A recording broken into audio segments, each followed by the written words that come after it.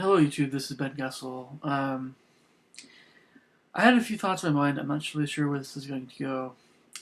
This is a little bit more of an organized video, but yeah, basically, I've been pretty busy recently.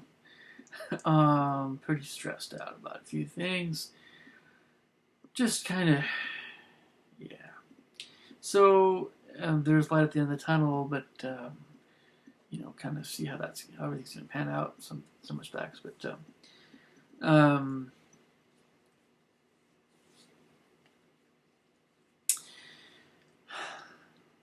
yeah. So I think the first thing I'm going to mention here is that well,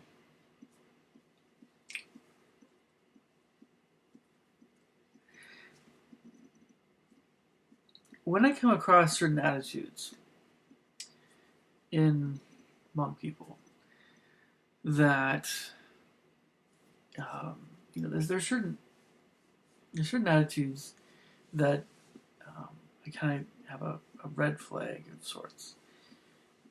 And among these attitudes, I think are an obsession with money. Money is important. It's very important, but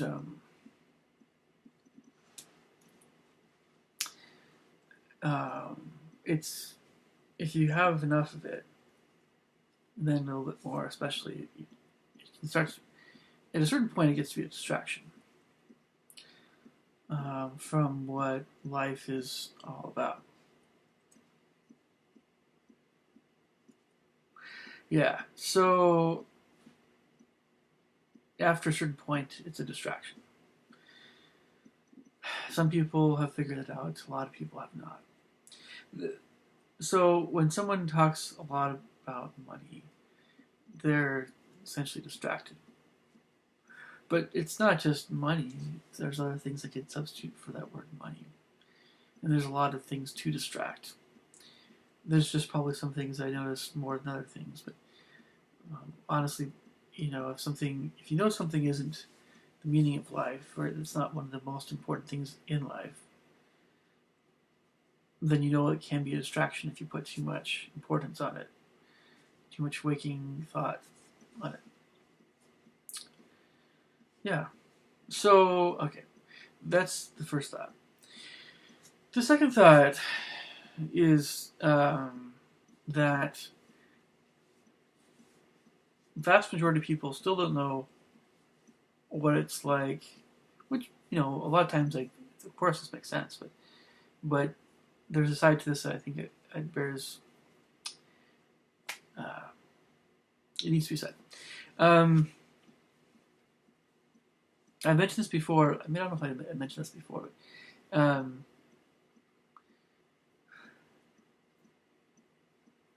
it takes guts, real guts, to do certain things.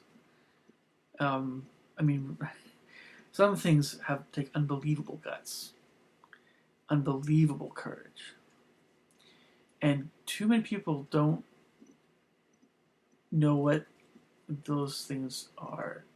I wish more people understood how brave certain people truly were, because then they might treat them a little differently.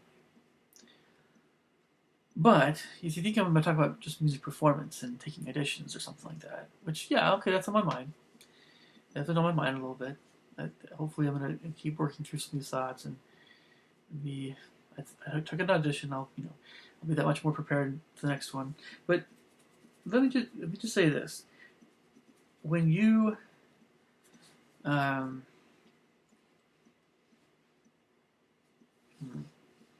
you get a job, especially if it's a if like your life is depending on it. Um, your life is depending. Your literal life is depending. You have no other support. There's no way you can. You think you can survive unless you have this job and you get the job. Get this job. Um, it takes real guts to stick with it until you can do something else. And you know what? I've never had that. I've never been in that situation. I've never been in that situation. It takes real guts to. I mean, you always have choices in life. If I had nothing, what's the first thing I would do? Well, I'd probably go to a homeless shelter. I mean, if I literally had nothing, $0, just close my back, homeless shelter, talk to whoever about whatever my situation, see what kind of work I could get. You go from there. That's all you can do. Um,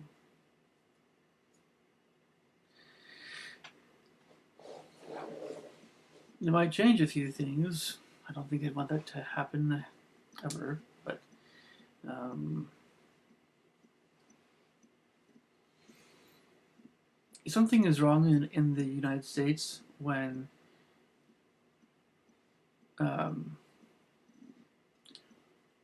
um, middle class house costs some places $400,000, $300,000 still, and it takes your whole life to pay for it if you're not careful with interests and mortgages and everything. Yeah, something's wrong with that. Um, at this point, I don't know when I'll own a home. I just don't know. At some point, I will be making more money. I'm pretty sure of it. Um, this summer, I hope to have some time for actual planning in that regard. I've been so busy. I really have been very busy driving all over the map, teaching. It takes time. At some point, I won't do that anymore. Yeah, and so it takes a lot of time driving sometimes to students' homes. Try to make it work so that it's minimal time from home to home, but it's hard to make it all work. You're driving all over the place. Um, okay, what else is on my mind recently? Well, um,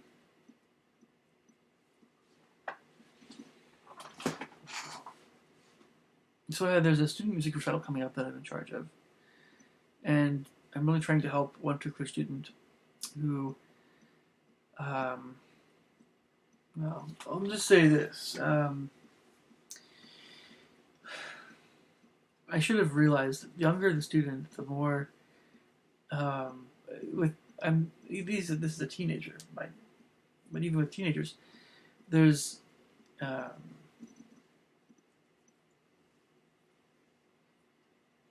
I guess it's just you should be able to expect that a 13, 14, 15-year-old can practice, can work hard at what they're doing, but to do any anything involving actual anything beyond that with say teaching music lessons, I don't think it's reasonable anymore to expect. I mean, I guess it all depends. There's some young teenagers that can be very reliable. In this case, this wasn't even necessarily the fault of my student. It's a long story. I can, I probably shouldn't get to it, but basically, um, I'll bend over backwards sometimes to help students because I can because I'm not obligated by certain rules of an institution to do things a certain way. So students can give me a call about anything. There's certain things that professors can't help students with, or they can't. I don't know. There's a lot of rules and regulations that these. And I'm not bound by a lot of rules and regulations, just the really important ones, really. So it's nice, but at the same time, I am hopefully looking forward to making more money as a professor. If it wasn't for the potential teaching college position, I don't know if I'd really major in music in the first place, because I'd have to get right into video games and writing, composing for video games and that sort of thing. Maybe film composition, but that's a different world now. So, okay, a few other things that kind of I noticed.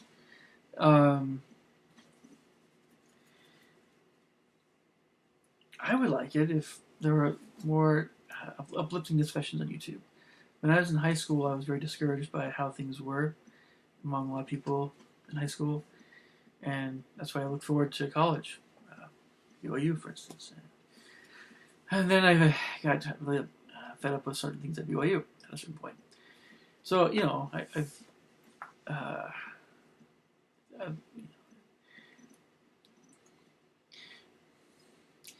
there are just a lot of knuckleheads in the world, and sometimes they really need to be shown the knuckleheadedness before they realize, and sometimes they realize it themselves.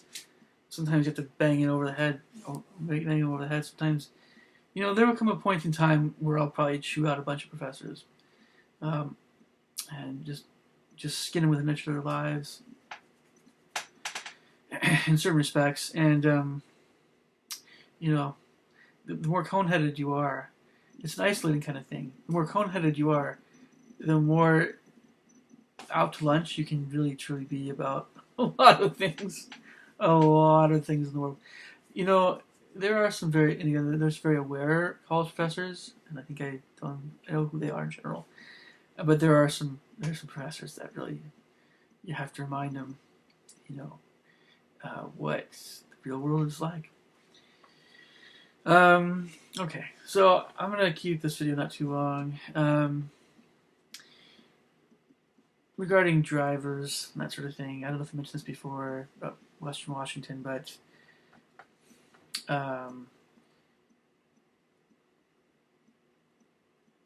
yeah, I mean, I don't think there's anything really nutty that I've had to deal with recently, but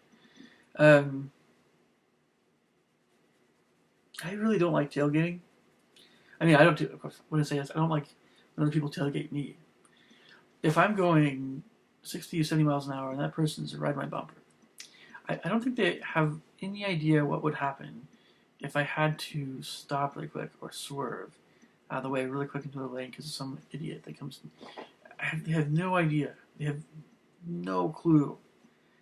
What would happen to me is my airbag would catch. I have an airbag. And I'd probably suffer whiplash. I'd probably have to go to the hospital. It'd be bad. Maybe even worse than that. The car would be totaled. Their insurance would pay for it, of course. Everything. Because if they hit me, it'd be their fault. And that happens so often. I mean, say, oh, Ben, you're not in California. You have nothing to complain about. You're not in Los Angeles. Seattle's getting worse. It's getting worse. And still not quite LA, but it's growing in population. Seattle's actually over 700,000 now. The metro area, it's only a matter of time before it gets to 4 million. Really. We're growing. The Bay Area, probably after I die, it'll be I don't know if after I die, but I'm an old man. Seattle might catch up to San Francisco, the Bay Area. Probably won't catch LA. Could be wrong. Maybe Seattle could explode in population. I have no idea. But yeah, I mean, where I'm going with this is we still have the same amount of cement space, more or less, and more cars. So our commutes are getting worse. So I have to keep calling people and saying, I'm 5 minutes late. And that's actually starting to bother me. Try to, the more time you spend on the road, the less time you have for everything else in your life. Really, it's like, I want to move out to Boise, but I've been told I'm an urban guy. Boise's actually bigger now too, so Boise's, you know, a lot of these Mountain West cities that used to be little nice peaceful towns, small cities, and now they're like big or bigger. Not big cities, but Boise. I mean, North Dakota is growing a lot. But anyway, a few other things maybe perhaps. So I just been really busy recently, and I haven't. There's a lot of things I haven't had a chance to do yet. So all you guys watching this, just I know there's some things that I'll try to get to when I get to them.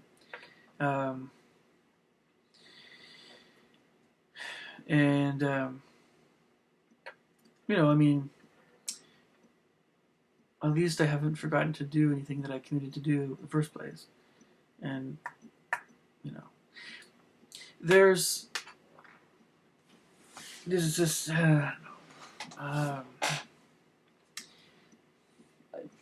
most people really just don't have a clue still about people. If I hear something, especially on YouTube, it's easy to kind of sound a little bit arrogant, but there's so many times when I will now hear something such is completely out of the blue false, and it's one thing to say, "Oh, this is basically meaningless," right? Something directed at you, especially if it's online, because people don't really know you as well. Some people, there's some people I know online a little bit better, I think, but somewhat. But basically,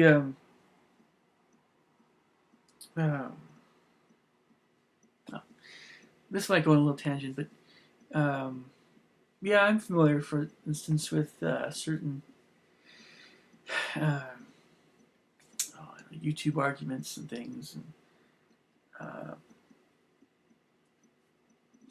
Okay, so another attitude that I'm not really crazy about. It has to do with I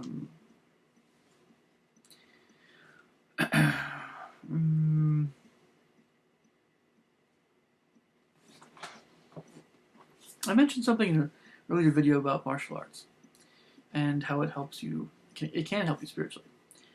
Not necessarily. It just depends on your mindset. It depends on, it just depends. You can be fully 100% only interested in fighting. Or you can be fully 100% committed more to disciplining your body to fight. It's a difference. The difference is, in the first case, you actually want to hurt people. Okay, maybe, it's a good mentality to have if you're in the armed forces. I don't know. Maybe not. But in a way, you want to be yours. But in the second case, that's really what martial arts, at least the original philosophy of martial arts, was all about. Was, training your body to handle a situation like fighting. Handle your, training your mind, your spirit, all that stuff. And that's what martial arts ultimately is, or the freedom to expressing yourself, clearly expressing yourself, or truly expressing yourself, right? But that involves having complete mastery of your, because if you want to be able to express yourself truly and truthfully, there's a side to that doesn't involve being subject to every little feeling and emotion that comes across comes into your mind and body. If you want to, for instance, if you want to write a piece of music, one of the things that might stand in your way is just being hungry, right? So, or if it's just, it takes so much energy to write a really good piece of music, right? So it's really easy to say, I'm going to write after I eat some stuff, come back with it. Hey, I do that. Sometimes you actually won't need to do that, but it's really easy to procrastinate big projects that whether or not you have to do them or whether or not you yourself want to do them, it's good to do, but it just takes a lot of energy and effort. And so, martial arts would help someone to, I think, to have more energy to tackle those big projects, or it should, right? So that all being said, the arguments between, I see between some kung fu guy in China and some other folks that, martial arts, multiple black degrees of black belts, criticizing this one guy. It isn't important who it is. Um, and there's others I've seen that go after this other guy who's in Arizona, this blonde dude who's into martial arts as well as eating really healthy and gardening and stuff. The martial art debates, that sort of thing, really should be of two types. I mean, let's just be honest. There's really two goals. The first goal again is to be a master of yourself. The second goal is just to be the best fighter in the world, right? Or the best fighter in your weight class, that sort of thing. They're kind of two different things because, they are ultimately two different things. They're two separate things, and this is one of the things that folks in martial arts are going to have to reconcile or going to have to figure out. There are many people who have an extraordinary degree of self-mastery that wouldn't last a second in an MMA ring.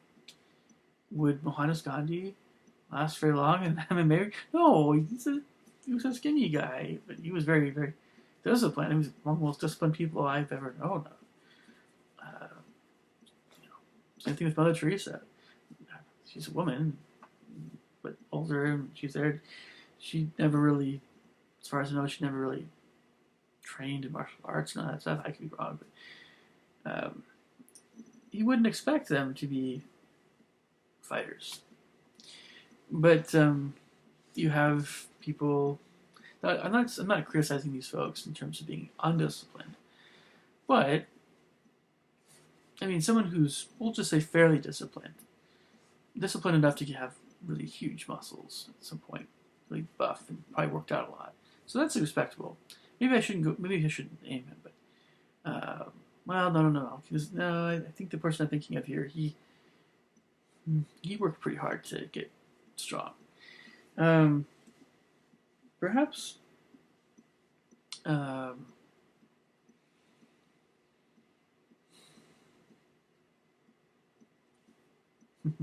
Well, just think of the guy. I'm not going to name anybody specifically, but think of a guy who is naturally very strong and has a natural, let's say, gift for martial arts even. He's able to defend himself very easily. But he is very, very lazy.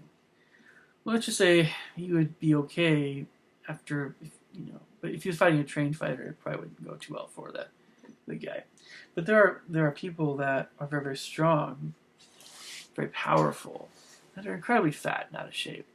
How they become that way. That's not discipline. I mean, I don't know. It depends how fat you are. It depends on how.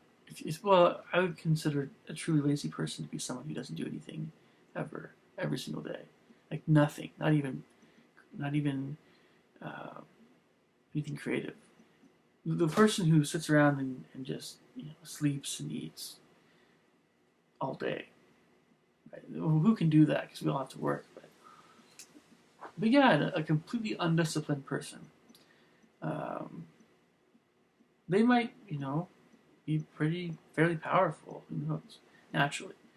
At a certain point, though, they wouldn't last very long, of course, anyway. But you see what I'm saying, right? There's a difference. There's a difference between self-mastery and your fighting, your chances of being physically intact after a fight. There's a difference, and we should all recognize it. There's a clear difference there. You can have very, very disciplined people that just don't have the physique or the coordination or the whatever else that goes into defending themselves at a level they can defend themselves adequately against someone who is a more powerful person physically. I mean, think of a person who's 6'3", 300 pounds, plus 350 pounds, chubby, but very physically powerful as well. He has, he sits around. Maybe I'm making someone up here. He works as a mechanic or something, so he works, right? But his job, and paying the bills he has to pay. Maybe amongst the few things that he actually has to do. So everything else, he just, beer, I don't know what you call it, junk food, burgers, fries, sometimes other things. You fill in the blank, and so this guy, comes across some skinny dude who's running all the time and really in shape. The skinny guy might not have a lot of muscle, but if the big guy is upset with him for some reason, he hits him. Yeah, I could send the skinny guy sprawling, knock him unconscious. If the skinny guy is able to avoid it, that first blow, especially the skinny guy is more conditioned to handle that kind of blow. He's just been, maybe working on himself. It might go a lot differently for the big guy. The skinny guy would be faster. He could get away quicker. I mean, might be so quick that he might be able to avoid some punches or that sort of thing. No, laying into the guy. You never know. I mean, some skinny guys are very, very tough, very powerful themselves. Very, just, harder bones maybe, but it often doesn't go so well for the skinny guy because the skinny guy isn't as physically powerful. It often does though, especially that skinny guy, avoiding blows. And then of course you always want to call the police. I said that again, because there's an attitude of might makes right still among some people, and that's even trickled into the martial arts a little bit. Who's really the toughest? Who's really the toughest, right?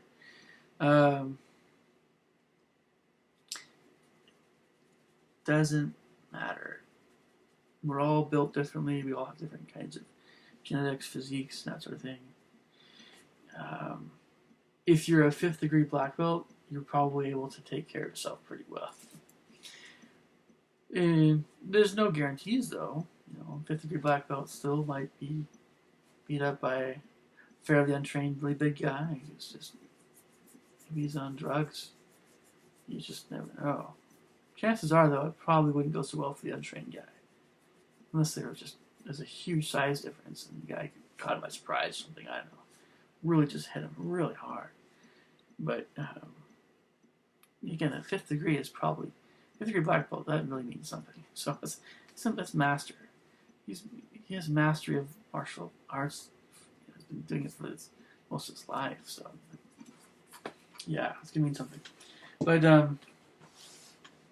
anyway, just a few thoughts tonight. I don't know what I call this, but perhaps this is just there's certainly other questions floating around my mind. Things that I think about from time to time. It's not important to me how skilled someone is in something. What's more important is heart,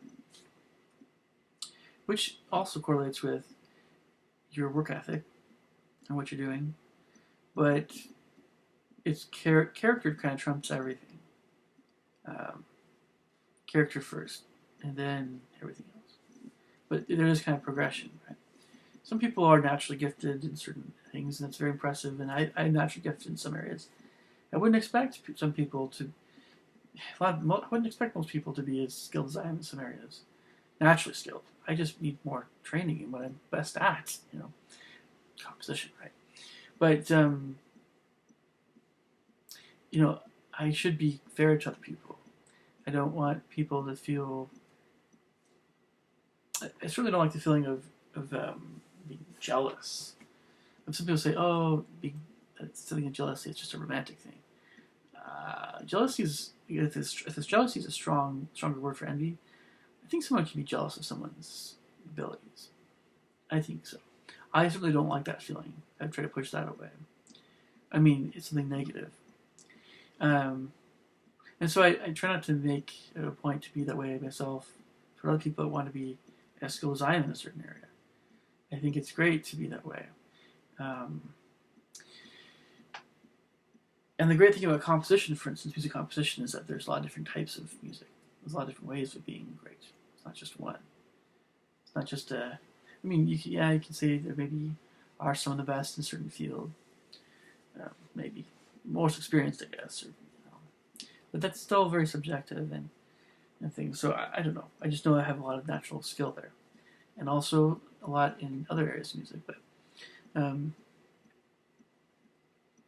I'm very uncoordinated with dancing, so I've never really envied or I've never been jealous of anybody who's a very good dancer. It's just not something it's not part of my psyche as much.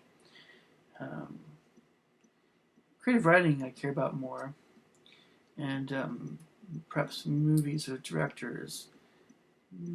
It's a similar ballpark, but it's amazing how few programs there are in cinematography when you're younger. There was no program like that when I was in high school. Nothing. You have to, I don't know, grow up in L.A. or something. I don't know. Or something. You have to, Night Shyamalan gets his own stuff and he starts making his own movies. And you have to be really driven that way. Which reminds me, too many people still are too critical of Night Shyamalan. He's made some good movies. Come on. He's one of the directors where you can see a movie made by him. You don't feel like you have to wash all this mud off of you in a spiritual sense. This stuff is clean. It's clean. It counts for something, especially when it's a good movie. So, all right, leave me your thoughts and comments below.